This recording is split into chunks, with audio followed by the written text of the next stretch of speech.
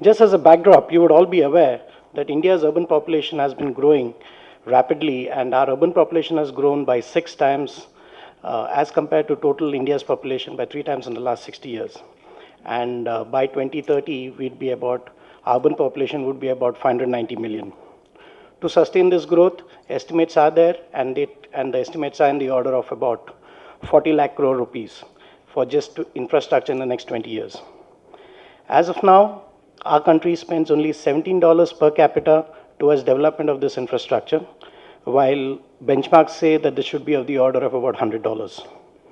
So I would only say that managing urbanization is a challenge, and providing services to our citizens is a challenge, and all these are actually manifest into various dimensions of challenges that you could see. But developing of satellite cities could be one way of going about with it. And rightly so, the Ministry of Urban Development has also developed a scheme under JNURM, which they're promoting some satellite cities. And there are some 7 mega cities have been taken up as pilots to implement this concept. I think let me take you through the concept of satellite city. See, satellite city is a small city which is adjacent to the parent city, and it is linked to the parent city. So it should not be confused with a suburb. A suburb is part of the city because it comes under the same municipal government, but a satellite city is independent to a large extent, but at the same time it is dependent, and they have their own unique character, they have their own economic character, and they are self-sustaining in their own rights. There have been recent initiatives, like I had mentioned earlier, that under JNURM, satellite cities are being promoted, and these are aimed at decentralizing or de-stressing the existing cities, and while providing essential infrastructure. So most of the focus under JNURM has been to provide infrastructure in these satellite cities.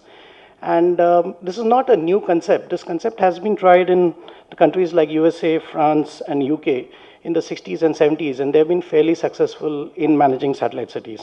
If you go to the report, you will see that we have, while discussing this concept of satellite cities, we have gone through 2 examples that we have seen in India in the recent past. One is in the National Capital Region. The other one is in the Hyderabad metropolitan area. Actually, we went through the evaluation as to how these cities have grown, and also seen what were the interventions that made them successful or made them not reach their targets the way it is. So some key conclusions that we found from this analysis is that what really worked was that there was integrated planning. And because there was integrated planning, there was some design and there was some method in the way it went. Also, there was a lot of technical and financial assistance provided. So that's why the growth was planned in that manner. But some things didn't work. One of the things is that a satellite city cannot be a city with a single dominant land use. We can't just say that a satellite city will be a purely residential or commercial or institutional.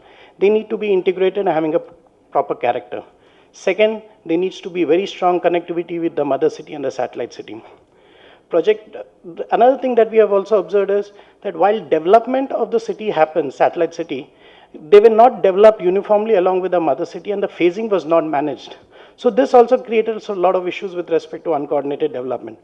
So when we say this, we say it is about, the whole concept is all about having an integrated planning approach, implementing it well, and ensuring that all units work together. So what are the learnings that we should take in the context of satellite cities in our Indian context? In our Indian context, we need to take a regional plan approach, a plan that is integrated, provides good infrastructure, and sustainable and adequate employment.